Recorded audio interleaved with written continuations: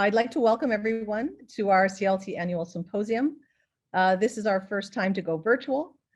We have today 56 people in the room and 6 of our very own AUC faculty panelists to start a conversation around emerging pedagogies in the next normal, a very important conversation, an ongoing conversation across the globe and here at AUC. And I think everyone has something to say about that. We will have time for questions at the end, but we're hoping this will be an interactive, engaging conversation, bringing in different perspectives from different disciplines, different schools, different styles of teaching. And I'm not going to spend too much time introducing our panelists. I'm going to let them introduce themselves as we move into our first set of questions. As you can see on the screen, we have a little bit of housekeeping advice. We are going to be monitoring the chat and collecting all these questions to make sure that we have a chance to address them near the end. We're all going to be posting a poll at the end also for participants. We're asking you, of course, to stay muted so that we can keep the conversation flowing. And please do put your questions into the chat. Just add a Q before the questions so that we can identify those and bring them up at the end. So I'm going to stop sharing now and bring in our spotlight as panelists. And I'm going to start with our first question.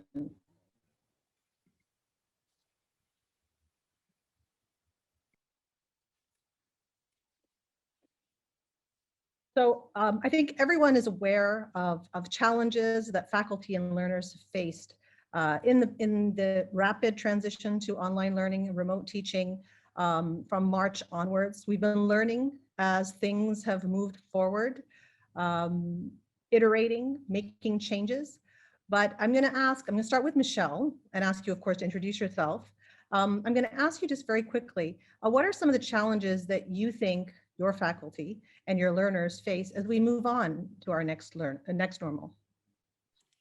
Well, thank you very much, Hoda and CLT, for this opportunity to come together and have this conversation about some of the challenges that I would imagine that all of us across the university are experiencing and facing. Of course, these are not new challenges. These are challenges that we've been facing for many years, but it just seems like in the last year, many of these have become amplified by our online modality. One in particular is, of course, building and sustaining a rapport with the students. We miss having those contextual cues, that body language, that personal connection with the student in the classroom. And we find that it takes us a bit longer and we have to be more creative in how we're developing those professional rapports with our students. Motivating learners, many of them have the temptation to be passive learners in the online modality. So looking for creative ways to motivate them to be more engaged in the conversations in these online spaces. Of course, for students and for faculty as well, I think navigating these multimodal teaching tools has been a challenge. Thanks to CLT, we have more information and knowledge about the tools available, but I think each one of us has had the individual challenge of having to look at these different tools and analyze them in relation to our own teaching practices and pedagogies. So that has been a challenge for us this year. As was mentioned last week at the session with VP Aziz Al-Lozi, academic integrity is another issue that we've been facing more and more since we've been online. So cheating, contract cheating, and plagiarism issues, again, not new, but certainly amplified. And we've had to change our modes of assessment and our modes of dealing. Finally, and most importantly for me, for a lot of us, for our students, for our faculty, for our staff, for administrators, maintaining life balance. Before we had a clear demarcation between our work life, our home life, our social lives. Now we don't have those clear-cut boundaries anymore. And so how do we maintain that balance? So these are the kinds of challenges that I know at least we in rhetoric and composition have been talking about. And I'm certain a lot of our colleagues across AUC have been talking about these issues as well. Thanks, Michelle. I'm going to hand it over to Magda and just remind you, quickly introduce yourself. And when we get back to Michelle, you can introduce yourself again. Can you chime in on that as well, Magda? Sure. So I'm Magda Mostafa. I'm an associate professor of design in the architecture department. And I think one of the challenges we're facing moving forward into the new normal, particularly because the core basis of our teaching in the architecture department is around studio-based learning, which is very much haptic and tactile, and it's a social way of learning. Students learn as much from each other as they do from us. And the idea of learning as a community and learning together is something that we're really missing and really being challenged with moving forward. So as we were announcing that we're moving back to face-to-face on campus, it became very clear very quickly that it wasn't us that the students were anxious to have access to again, at least in the studio learning model, it was each other. So they were very happy to be able to go back to this kind of, it's almost like this hive learning process where when they're learning together in the same space, and there's something about coexistence and co-location in the same space around the active learning, particularly creative processes like design, that helps catalyze the process moving forward. And just one final thought on that, that is very unique to AUC students, because I've taught in different institutions and I work globally as well. AUC students have a very unique characteristic, which is, at least the students that we work with, they are not as protective of their ideas as other communities I've seen. They're very open to sharing their creativity. I think that's a testament to the wealth of creativity that they have to draw from. So they're not so overprotective of their ideas. And that really helps with this communal learning that we're really missing. The social capital that we build with students that lasts for a lifetime of relationships moving forward is lost. Thank you, Magda. I mean, this is something we've even noticed in communities that practice across the globe. This openness has increased with the pandemic, but I mean, building on that, and that our students are so open to that, that's a great starting point. I'm going to hand it over to Jilian to address this idea around some of the challenges that your faculty and your students have faced. Thanks, Hoda. Hi, everyone. I'm Jilian Campana. I am a professor of theater. So it's particularly for the performing arts, where we are completely dependent upon live interactions, face-to-face interactions. It has been definitely a challenge. I'm also the Associate Dean of the School of Humanities and Social Sciences on the undergraduate level. I would say for our students in the arts, probably all of our students, but particularly for the creatives, returning to live interaction is bringing up a lot of levels of anxiety. There's also fears around stability, and that stability, is this going to continue? Is this going to happen again? Economic stability, this is a huge factor, particularly for the arts. Right now, I would say I think a lot of people are feeling it's not a time to take risks. And unfortunately, for artists, I think for any learner, for a person to grow as an individual, we have to take risks. That's what we have to do in order to learn and to challenge ourselves. And people are afraid to do that right now. We're sort of, I know even for myself, we're sort of sticking to what feels comfortable, what feels okay, what we know is an unknown. And so I'm trying to think about ways where we can encourage our students to take risks, including even the things that they choose to, the classes that they take, the things that they choose to major in. We always, of course, in HUS and the arts have a little bit of a struggle getting students to and families to think about, okay, I can actually pursue a study in this particular area. But right now, with the instability of the world and some of the fear that's come along with that, I think people are feeling that they can't do that. So that's a huge challenge for us to remind everyone that now is actually the time where we have to take these risks, even in an unknown culture. Thanks.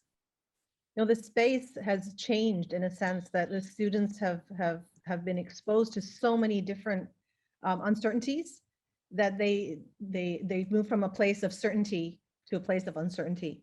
And I think part of our role as faculty is to help them navigate that. So that's a really useful point.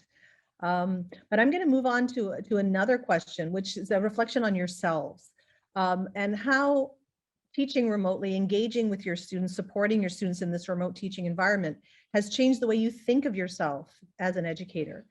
And I'm going to start with Dr. Lotfi. and hand it over to you and have your input on this one. Thank you, Hoda, and thank you for this opportunity. My name is Lotfi Gaafar. I'm a professor of mechanical engineering, and I'm also the associate dean for undergraduate studies at the School of Sciences and Engineering. And you know, I always thought about myself as a learning facilitator. I don't think we teach as much as we facilitate learning, and I think that stays the same regardless of whether it's face-to-face or online. But with online, I found myself like, you know, a director of a play. I probably need to attend some classes with Jilian to understand how to do these things. But with the multitude of modalities available and the tools and whatever, you know, I have never thought about my lecture as deliberately as I am doing it right now.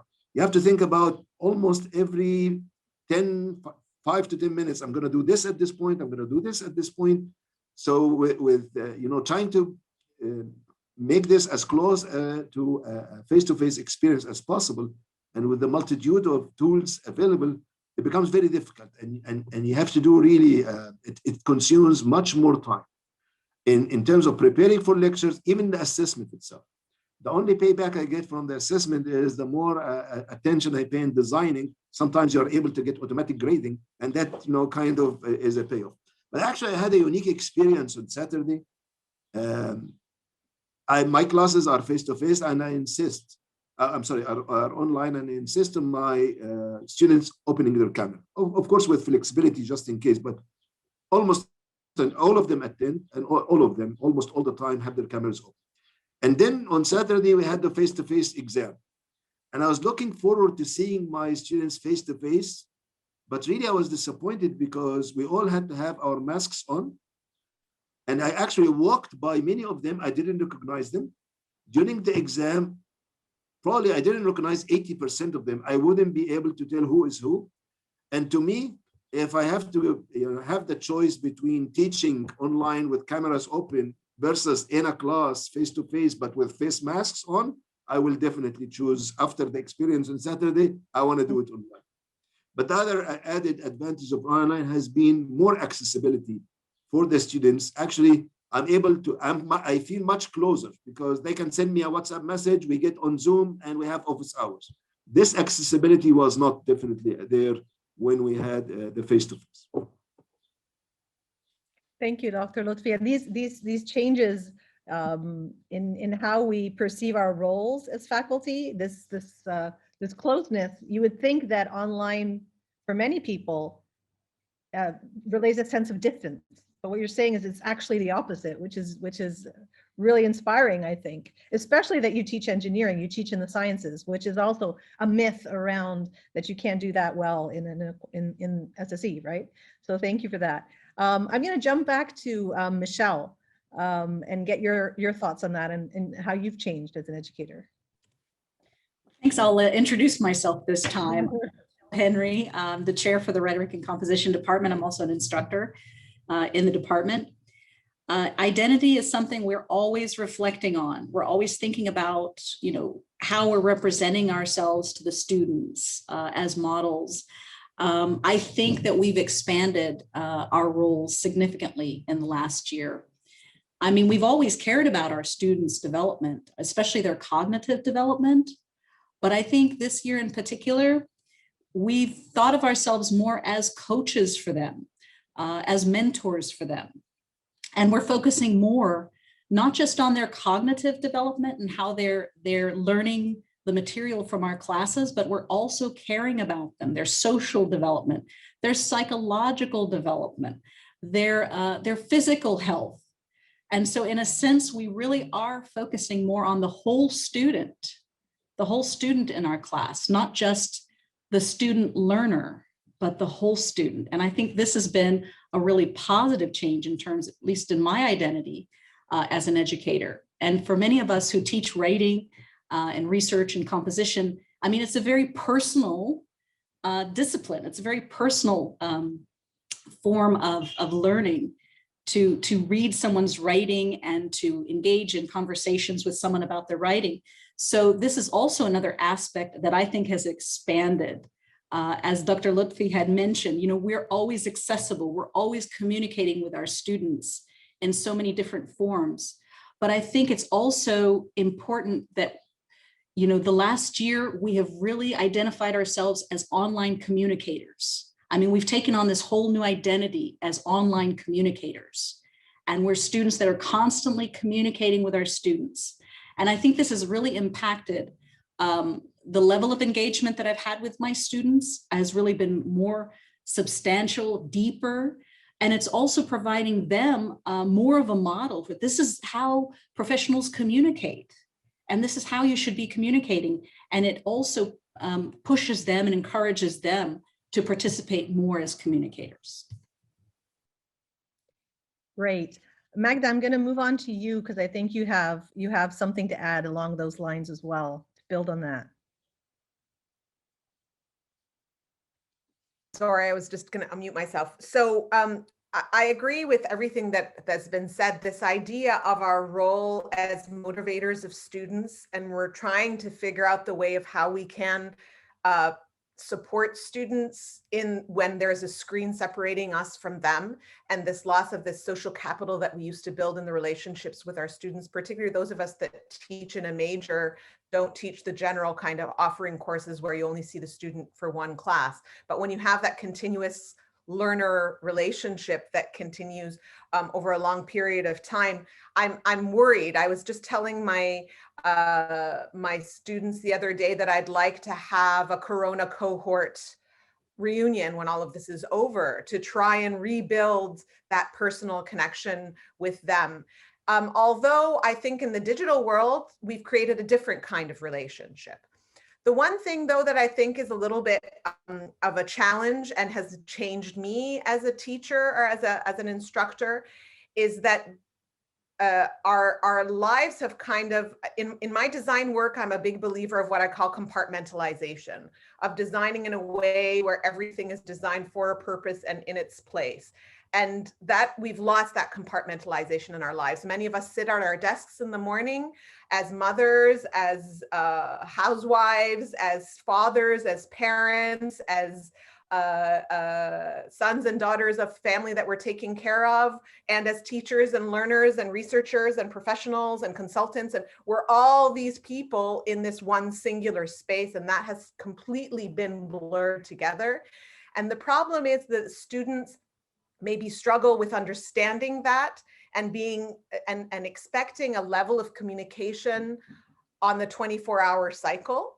And that becomes very stressful for us as teachers. And what I've found that helps is to share my humanity and my vulnerability with my students and let them know I'm available during these times because during this time I have other responsibilities, or I'm going to come late into class because I have to take care of a personal issue that needs to be handled right now. And normally I wouldn't allow that kind of blurring of the personal boundary. I mean, to a certain extent, it has to remain, of course, professional and everything. But I think it's important for students to understand that we are human, we're not infallible, we're not teaching machines. That this blurring of our boundary of our life is just as stressful for us as it is for them. And we still have to show up every minute of every class and be positive and be motivating and be prepared and be on top of things and be supportive. And that is not always possible. It's not always easy to do. So that's the one thing I felt, because I was always I always compartmentalized those things very clearly in my life. And I found that it's actually, they're adults. They understand if we have a kind of shared agreement of this is how we respect our boundaries. This is how, as Michelle said, this is how we communicate as professionals in a respectful way. I think it's very helpful, but that really has changed for me. Thank you, Magda. And I can see the chat popping up with lots of comments as well. So people are connecting with that idea of vulnerability and humanity. But I'm gonna stay on this question for a little bit because I'd like to get maybe Firas's input on this, because I know you have some thoughts so go ahead, Firas. Thank you, Hoda. My name is Firas Al-Atraqchi. I'm the chair of the Journalism and Mass Communication department. I'm very honored to be on this great panel who I've met and worked with Oops. Yeah, sorry.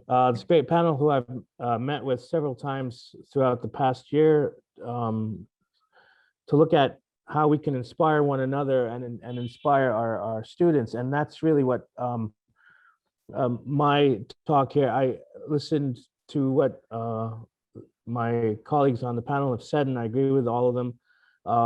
Last point being Magda wanting to meet with her students at some point. I've been telling my students that when this is all over, I'd like to host some grand party. But I fear that by the time the pandemic has passed us, this might lead to something like meeting with 200 students. So I'm sure it would be a great bash. The pandemic is debilitating and tragic, as we all know it to be, but it does also provide a great opportunity for us to really re-examine our approach to education, the way we engage with students, which is what all of us have been talking about here today, and whether we have met our goals of quality learning. Of course, we have been engaging in this kind of reflection throughout the years, and thanks must be given to CLT for keeping us on our toes. But at the same time, I think because of the emergency situation that we're in, we find ourselves looking at education in a much more intrusive way than we have in previous years. And so while we've been trying to inspire ourselves, we're also looking for ways to give our students inspired learning so that they are inspired to learn, especially through these difficult times when they might feel themselves lethargic or getting stuck in a rut because of the routine that the pandemic has imposed on us.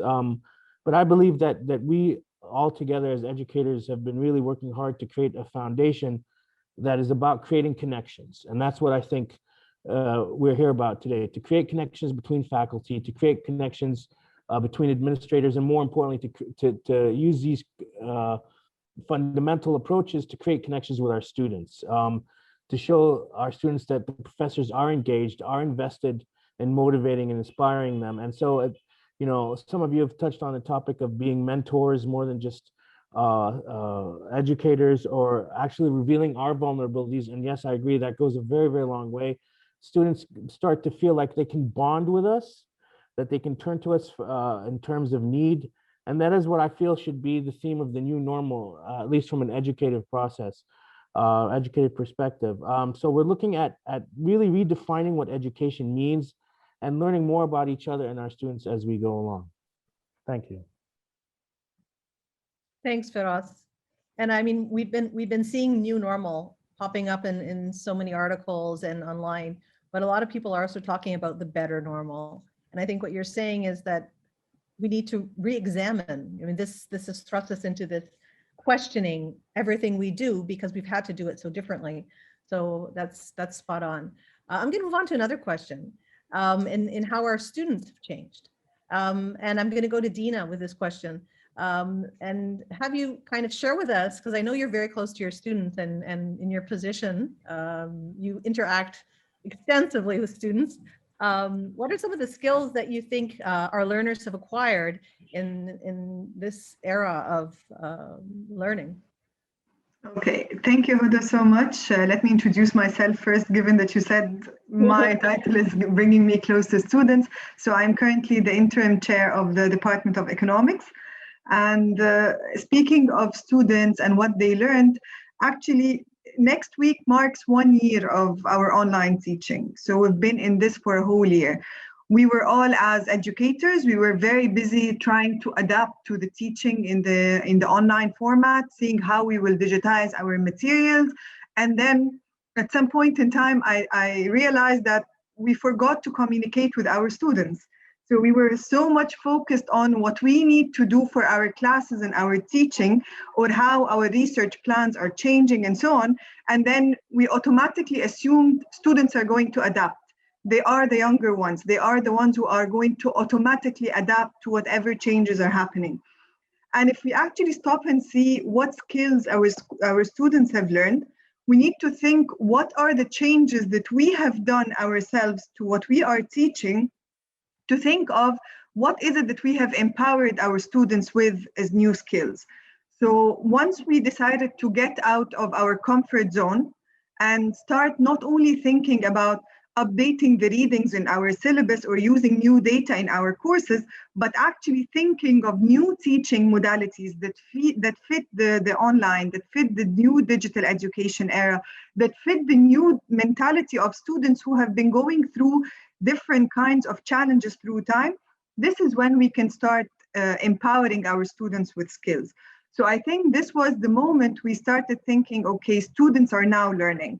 One of the things I noticed is that through this year, students were very resistant at the beginning. And then once we smoothly walked them through the changes, they started adapting. So we saw a change from resistance to adaptability.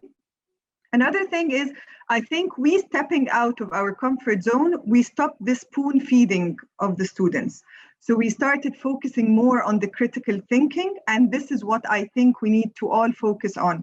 So this is the learning, achieving the learning outcomes through critical thinking should be our major goal. And this would definitely get us as faculty to step out of our comfort zones and think, how can we enhance these skills of a generation that is taking their time and going through challenges to adapt to any new normal that they're going through. Thanks, Dina. That's so true. And I like how you position that. It's not a list of skills. It's like a new mindset or a new paradigm that we're trying to create. It's going back to what I think, I can't remember, Dr. Lotfi said about re-examining everything we do and asking students to do the same. So that's really, really interesting. All right, so when we talk about maybe some more, I'd say, concrete skills. Michelle, do you want to add your thoughts to this idea about skills our students have acquired? Yes, I think that it won't be new to anybody because Maha, Bali, and others have been talking to us about this for years. Digital literacy is so important nowadays. It's not just a matter of being able to navigate these new technologies, but being able to make good choices about what tools they need to use to get the job done. And I think it's not just a matter of being able to utilize the tools, in a moment for a particular context, but being able to take this knowledge and information and apply it across multiple contexts. Because we have to acknowledge that we're not going to go back to doing things the way we did in the past. Even post-COVID, we have shifted forever into something new. And so these new literacies that the students are developing are going to assist them in the work that they're going to be doing in the coming years. I also wanted to say, I agree with Dina and her comment about the students becoming more independent learners. I think that they have, by necessity, they have had to take more initiative and take more control of the work that they're doing. They're more responsible for the work that they're doing.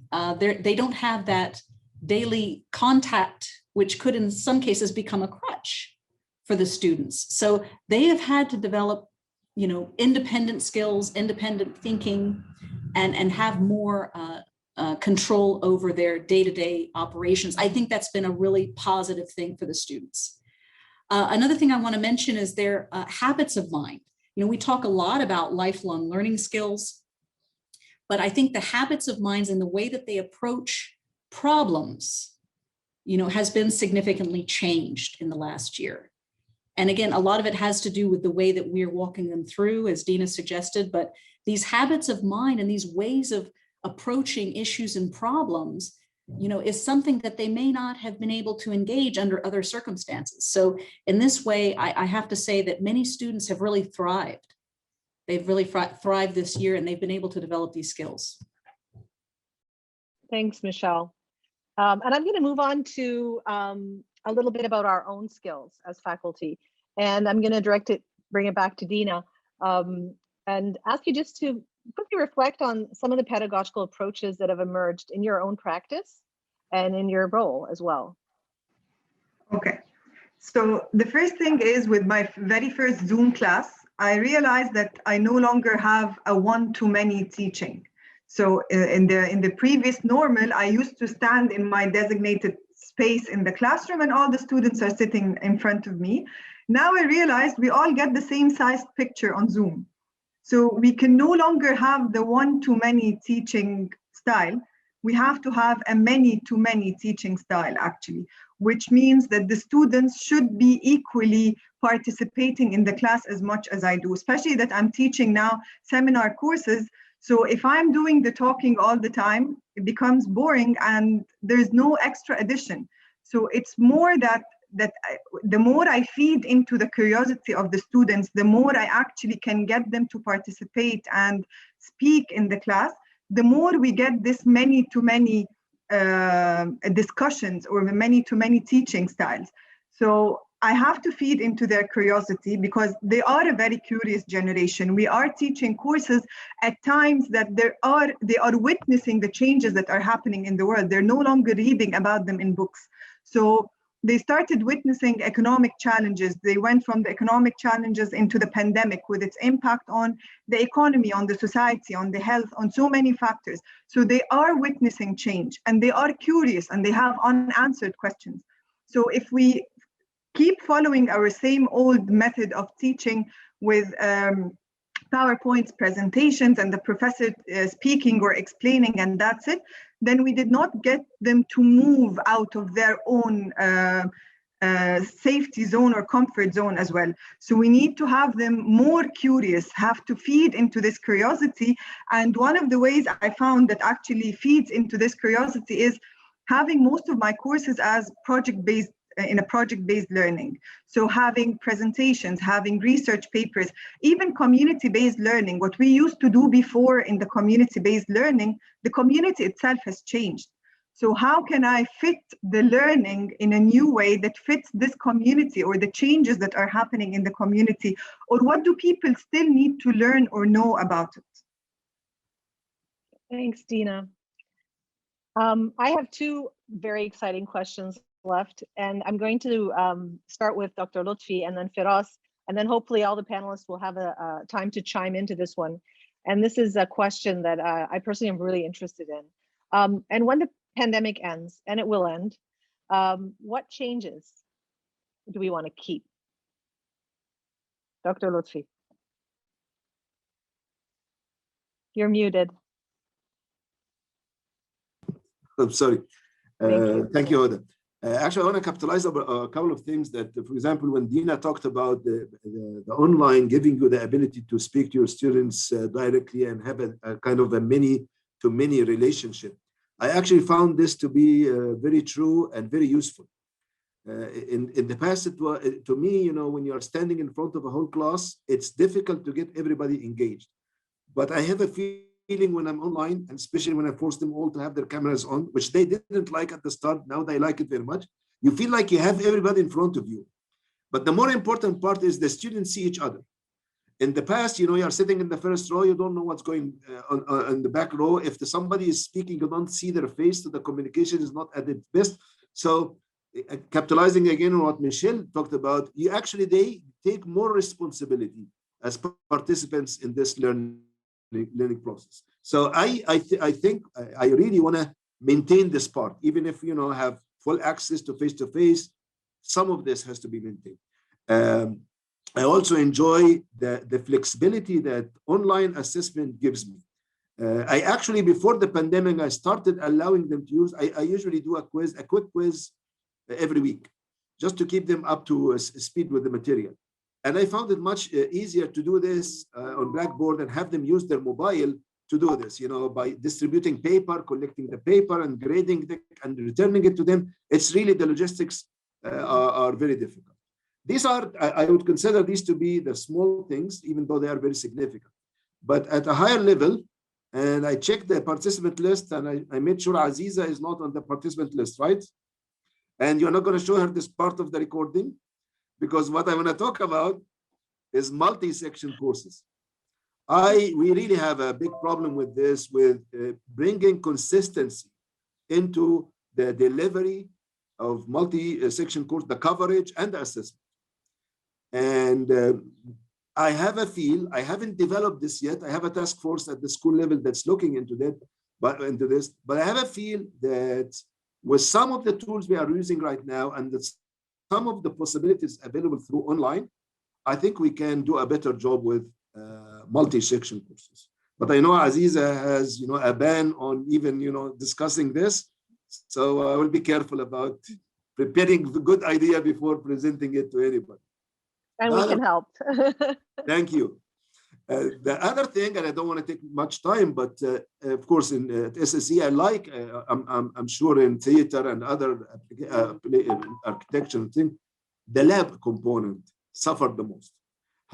However, by inventing new solutions, there are things that I'm sure we can carry with us that will make the face-to-face experience more efficient. For example, in many of our labs, we rely on heavy equipment, industrial scale equipment. Actually, this doesn't allow all students to see what's going on and to be part of the experience. Plus, it's very expensive to maintain. When I came to AUC, we had a big machine that cost AUC $100,000, was broken for 7 years when I came in. We never had that time to fix it because fixing it would have cost us $40,000. Now, with the simulators that we checked, and with the animations and with the virtual reality actually now can be, and for a long time, but we now can use it with haptics that convey to students even the feeling of what they are doing. I think some of these possibilities will provide a better learning experience than actually having the physical equipment in place. So these are some of the things that would be useful to bring forward when we come to the new normal. Thank you, Dr. Lotfi. Firas, over to you. Same questions. Yeah, what do you think when all this ends, or when we move on to the next better normal? What will we keep from what we've experienced this last year? I think what we'll keep is our redefinition of what it means to convey information to learners, how we do it. I think we've redefined our positions in this formula, and we've also redefined how we look at our students, and we've helped our students to look at us a little bit differently. So I think one of the things that we should definitely keep is how much we've actually cared about the process itself, the process of teaching and the process of learning.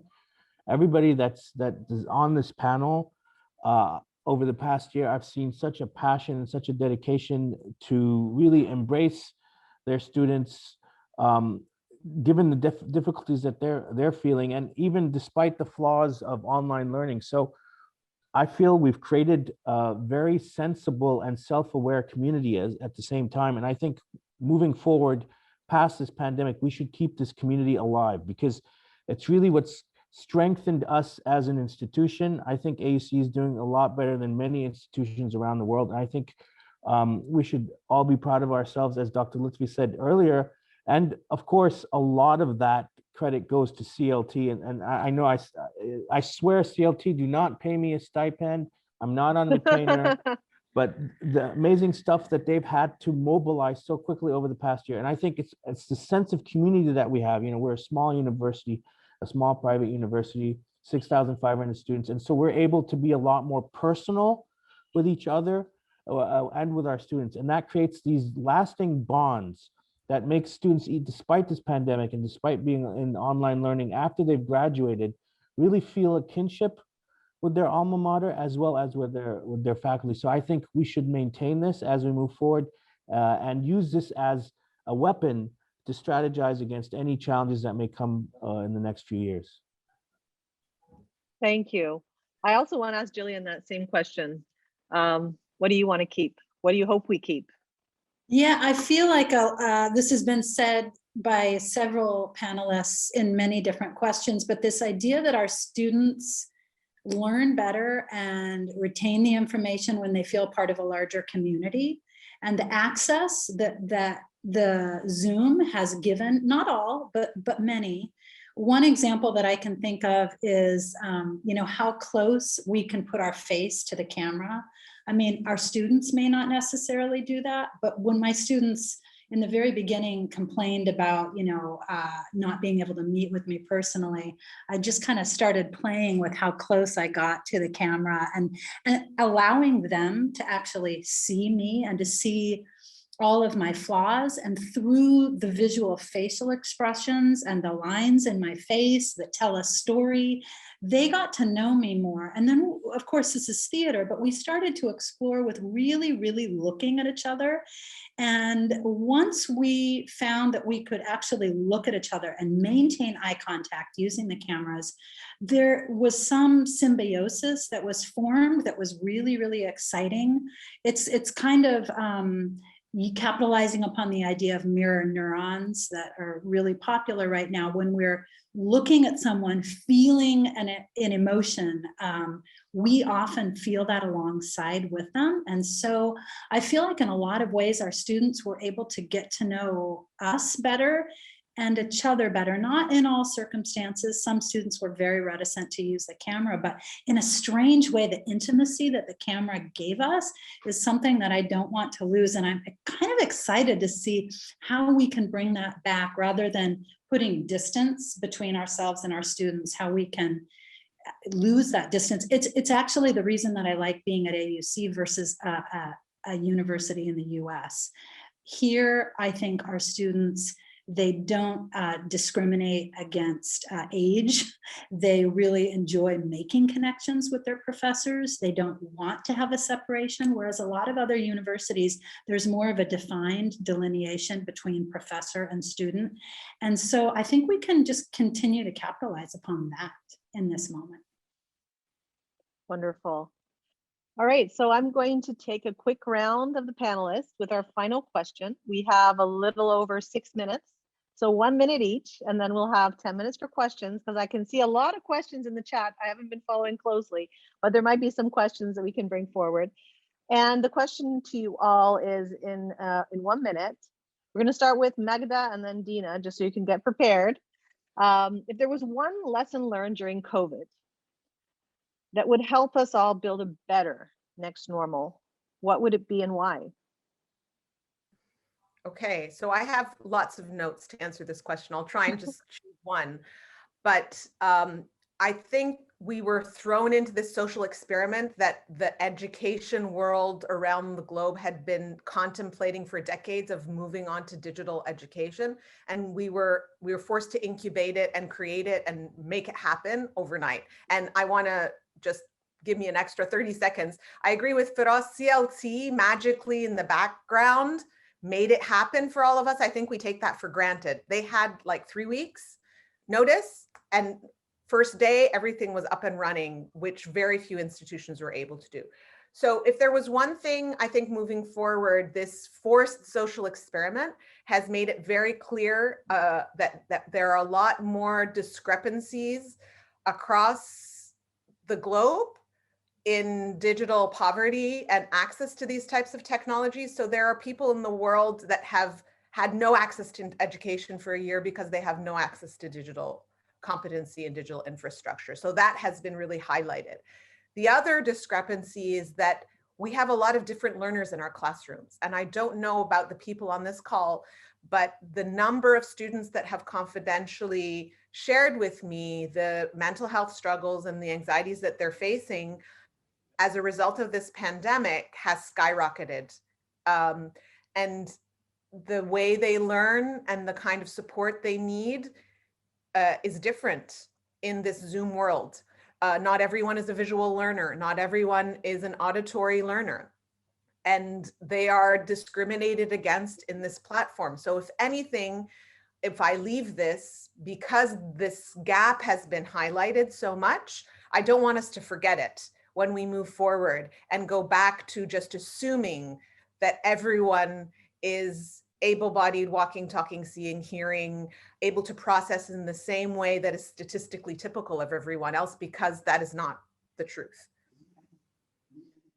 Thank you. Dina. Okay, I'd say that even though we moved out of campus and everyone is staying in their homes, maybe in the same country or even in different countries, but we actually get to meet a lot. We get to exchange ideas a lot. And I think this is one of the things that has contributed to whatever success we are going through now with our teaching. So success is only coming from teamwork, and this team should include within it students as well. So continuing to listen to students, taking their feedback, adapting ourselves, learning from one another. So I started looking into other departments and what are they doing, because they're teaching a course of similar theme to what I'm doing. So let's think together how we can address challenges. So I think opening the doors or breaking down silos or getting out of our islands and exploring what other people are doing is the kind of teamwork that we need to keep after we're back. Absolutely agree. Firas, would you like to go next? Yes, thank you. So you said one word or one thing that, One lesson one lesson. learned that will help us build a better next normal. I think the lesson that we've learned is that we can be a lot more flexible than we thought we could be. There's more than one lesson, and as adaptable than we could be, and tolerant than we could be. Tolerant of each other and tolerant of our students. I've seen the narrative change over the past year from skepticism and maybe suspicion of students to all-out bonding and forming alliances with students so that our teaching and their learning experiences are one and the same. If we're successful, they're successful. If we're healthy, they're healthy. So I think flexibility and adaptability, and also the sense of community as we take on these challenges together, these are the things that I think AUC has taken to heart and will really propel us forward in the next few years. Thank you. I can keep saying I agree, but I'm going to keep it rolling. So Dr. Lotfi. To me, there are many things, but the one I would pick is the robustness of the flipped classroom modality. I actually had to go this way. If you all remember the 2012 events, I want to repeat what they were, but this is when I started doing it. And the switch, when we had to switch to online, was very smooth for me because I was always practicing this. So I think I would invest more time in perfecting this flipped classroom modality and tailoring it to the various course types, because I think it differs. The way you do it differs from one course to another. Jillian. Yeah, I would say that the impact that our emotions, particularly traumatic emotions, and our well-being, our physical and mental well-being, has on our academic success. I mean, we know there are a lot of studies that show when people are in very stress-induced situations, sometimes their IQ literally drops. And we've all kind of been in that. So that the ability to process and recall and even commit to long-term memory, some of the things that we're trying to teach in this time has been really difficult. So, I mean, I wouldn't suggest that I'm not suggesting that we cut everyone slack in every area, but it's definitely a lesson to understand that a lot of our students, whether they tell us or not, have really some serious situations going on, and that we just need to be aware of that and how it's impacting their ability to take on our information that we're sharing and facilitating and helping them think critically about. And Michelle, I think you're next. Well, I absolutely agree with everything my colleagues here have just said on the panel. I couldn't agree more. If I had to add one additional lesson learned, it would probably be the importance of developing growth mindset. I think that some students and faculty and staff and administrators have thrived over the last year, and some have just barely survived. And I think that one of the things that has made all the difference is the way that they've approached these obstacles, the kind of attitude that they've approached these challenges with. We can't control everything. We know that we can't control a lot of these things, but what we can control is the way that we respond to these situations. I mean, we can be positive, we can be proactive, we can try to, keep pushing at the problem until we find a way around it and grow from that experience. And I think that students and faculty, staff, administrators that have done that, have been able to come out of this last year with something valuable, despite the terrible circumstances that we've been experiencing. So I would like to continue to develop those kinds of conversations with everyone, especially with our students, to try to explain to them how important it is for them not to have the absence of obstacles or the absence of challenge, but to have strategies and ways of approaching challenge. Thanks, Michelle. And Dina, I think you chimed in with yours, right? Or would you like to add one now? Me, no, I think I'm done There you here. go. I think I started with you and we went around the room. Thank you, everyone. We now have some time for questions. And I mean, this has been, I mean, I can see the chat is popping up with tweets going out and capturing snippets to share with the community. But I'm sure there are some questions or comments. And if you, I think someone from CLT, I think Maha or maybe Azza has been monitoring for questions. Are there any specific questions that have popped up in the chat that we can read out, Maha? If there are no specific questions, we have time maybe for one or two comments. And then we have a poll for everyone that we're going to collect a word cloud with all your ideas from today's panel. So if there are no questions, just really insightful comments, but no questions. Really insightful comments. But if you'd like to raise your hand, if you'd like to share something very quickly, some 1 minute chiming in, please do raise your hand and we will call on you to add your thoughts from the audience. Let me see, quickly looking for hands. The chat, I think, has depleted all the great ideas. Maybe we should read out some of them. I encourage the panelists to go back and look at the chat if you weren't looking at it. But there's some great ideas there. All right, so we do have a lot of takeaways here, and we do have a poll for you. So Mohammed Salah, could you just pull up that poll for us? We'd like to kind of get a sense of everyone's thoughts, and people are kind of talked out in the chat, as Maha said, but hopefully you're not typed out. We only want one word from you. Mohammed needs to log in. So Mohammed Salah, are you here? Here he goes. Right. So you can quickly scan the code on this slide, or you can join by going to slido.com and just put in that hashtag, oops, and enter the code. Mohammed, you want to give them the instructions? You're probably better than I am. Thank you, Hoda. Hi, everyone. As Hoda mentioned, you can just scan the QR code here in the top left corner, or you can copy the code. This code is J623, and go to the Slido website and just enter the code here. But I think the QR code is easier, so here it is. Great, thank you, Mohammed. And our question for everyone here, panelists included, you can add some. I know you have lots of ideas. And if you can just use one word, we'll get a beautiful word cloud.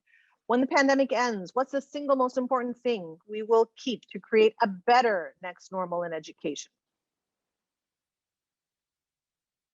Hoda, I think I saw one raised hand, Andrew. All right, so we'll wrap up this poll and then we'll have Andrew as our final comment or question. We still have a few more minutes, but I can see right there at the heart of it is empathy, flexibility, communication.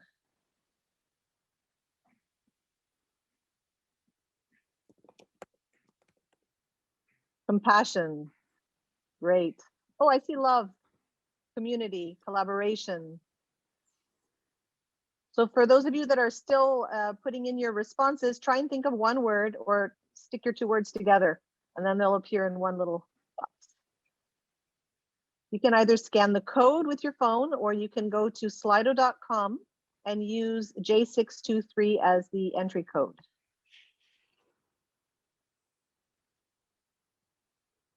Great. Resilience, communication. I see trust. So we've got some common things popping up. Connection. This is great.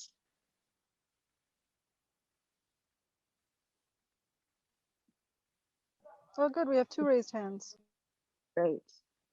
2 raised hands in 5 minutes. So I'll give you another 20 seconds. We've got 43 people. And thank you very much for your input. This is great.